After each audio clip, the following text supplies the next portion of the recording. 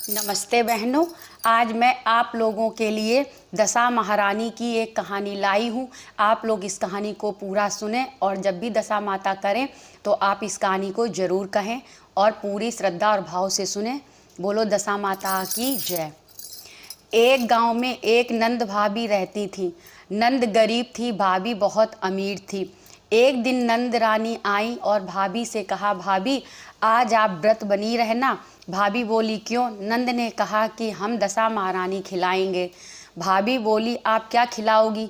नंद बोली, हम भौरियाँ खिलाएंगे। भाभी बोली, 56 प्रकार के भोजन खाने वाले हम तुम्हारी भौरिया को कैसे खाएंगे? तो भाभी ने खाने से मना कर दी कि हम तुम्हारी दशा माता की संकटियाँ को नहीं खा पाएंगे। तो उस नंद बोली, ठीक है भाभी, कोई बात नहीं, हम किसी दूसरे को बुला लेंगे। भाभी बोली, ठीक है, हम कहीं और चले जाएंगे। वो अपने घर आई, उसने दूसरी जगह न्योता देने के लिए चली गई। तो नंद के घर में उसने जब दूसरी जगह न्योता देने गई तो उसने दशा महारानी को श्रद्धा और पूरे भाव से खिलाया। तो नंद के घर में अपार ही दौलत दौलत आ गई। और उधर दूसरी तरफ जो भाभी ने मना कर दिया था दशा माता को खाने के लिए, तो वो बहुत गरीब हो गई और उनकी दशा भी बहुत ज़्यादा खराब हो गई।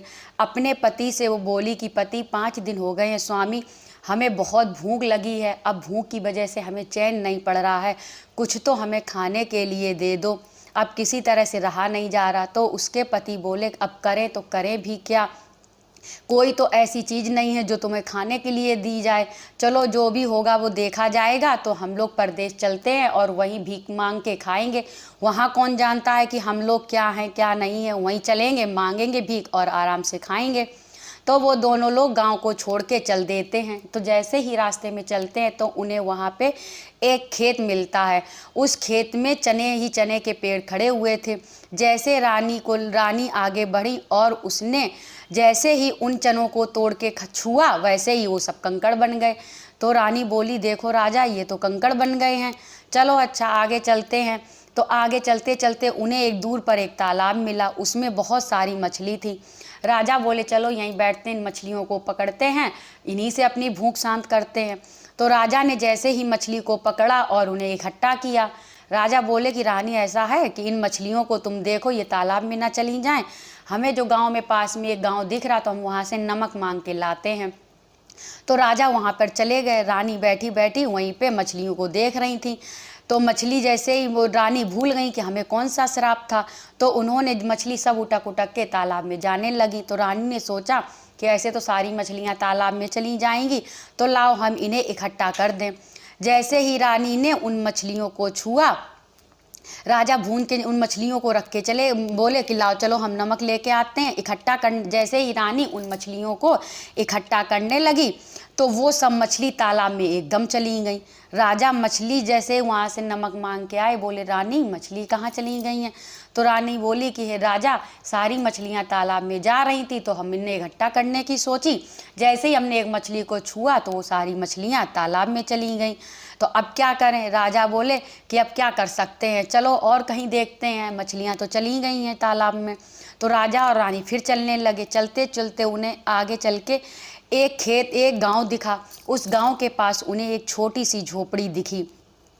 तो वो वहाँ पे चले गए, उनके पास उस खेत में पहुँचे तो वहाँ देखा कि कोई वहाँ पे लेटा हुआ था। तो उन्होंने वहाँ जाके पूछा कि इस खेत में क्या है? तो वहाँ पे जो बुजुर्ग लेटे थे तो बोले, इसमें तरबूज है। तो राजा बोले कि हमें लोगों को बहुत भूख लगी है, तो हम क्या करें? तो जो वो वृद्ध लेटे हुए थे तो बोले, तुम ऐसा करो, इस तरबूज को तोड़ लो और खा लो, और तो यहाँ पे कोई ऐसी चीज़ नहीं है, यहाँ पे ऐसी कोई चीज़ नहीं है, चलो भाई, तो तुम्हें जो इससे भूख जितनी मिटे तो वो तुम खा लो, कर लो।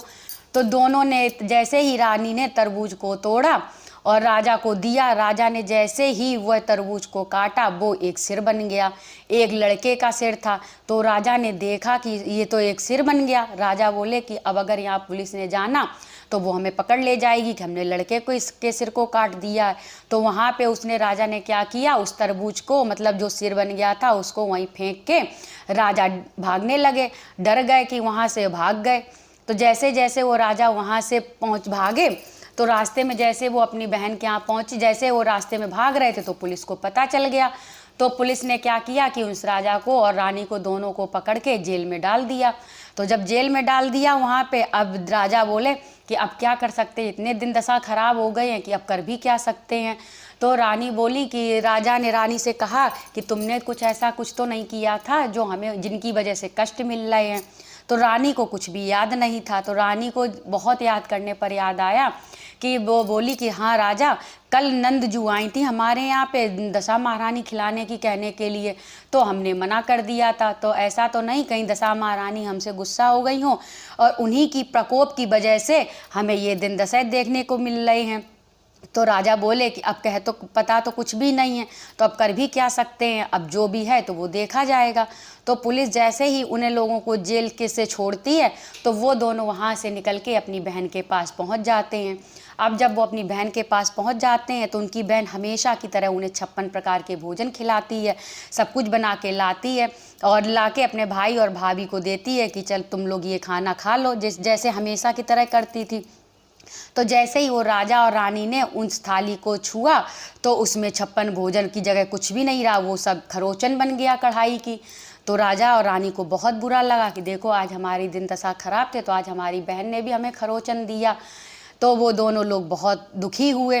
तो राजा को याद आया, राजा बोले कि ऐसा करो, जो तुमने अपनी दशा माता के लिए मना कर दिया था तो तुम उन्हीं को मनाओ और उन्हीं से माफ़ी मांगो और कहो कि हम ऐसा दोबारा नहीं करेंगे। तो रानी ने वहाँ से उनके हाथ जोड़े और उनसे माफ़ी मांगी और कहा कि ऐसा करो माता रानी, हम अपने घर वापस पहुँच जाएं, हमारा राजपाट पहले की तरह सब वापस हमें मिल जाए, हम आपकी दशा महारानी श्रद्धा और पूरी भाव से खिलाएंगे, हम आपसे माफ़ी मांगते हैं, कभी ऐसी बात नहीं करेंगे।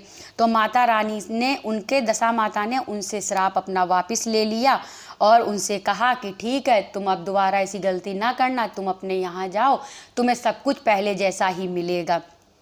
तो जैसे ही वो दोनों लोग वहाँ से चलने के लिए हुए तो बहन ने कहा कि भाई खाना खाते हुए तो जाइए। जैसे ही बहन ने फिर वो थाली सजाई 56 भोग, तो भाई बोला कि रहने दो, तुमने तो अभी तो हमें खरोचन खिलाई थी बहन, तो अब हम तुम्हारे घर का कुछ भी नहीं खाएंगे। तो बहन रोने लगी, बोली भाई हमने तो कभी ऐसा कुछ नहीं किया था, जैसे पहले 56 भोग खिलाते थे वैसे अभी भी। तो बहन वही पहले वाली जैसे ही थाली वापस लाई भाई भाभी के पास, तो देखा उसमें सचमुच 56 प्रकार के भोजन थे। तो बहन रोने लगी कि भाई ऐसा कभी ना सोचना कि हमने कुछ भी आपके साथ इत्तेफाक किया है।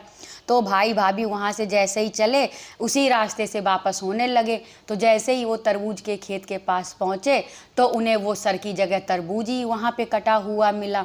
और आगे बढ़े तो जहाँ राजा ने मछलियाँ भून के तालाब के पास रखी थी तो उन्हें वैसी की वैसी मछली भी वहीं रखी हुई मिली। और आगे चले जैसे ही तो उन्हें चनों के खेत में, वैसे ही चने के खेत में चने के दाने सब वैसे ही मिले, वो कंकड़ पत्थर कुछ भी नहीं थे। तो राजा को सब कुछ वैसे ही मिले। जैसे ही राजा अपने घर पहुंचा तो उनका राजपाट सब कुछ पहले ही जैसा ही मिला था। तो वो अपने घर जैसे ही पहुंचे, उन्होंने वहां जाके रानी ने उनकी दशा महारानी खिलाई और सबको जैसे पहले बुलाती थी वैसे सब औरतों को बुलाया, सबके साथ पूरी श्रद्धा भाव से दशा माता खिलाई और उनका पहले जैसा राजपाट सब कुछ वापस हो गया। उनके दिन दशा भी वैसे ही सही हो गए। तो जैसे राजा रानी के दिन दशा वापस हुए, दशा माता वैसे ही सबके दिन दशा सही करें और सब पर अपना आशीर्वाद बनाए रखें।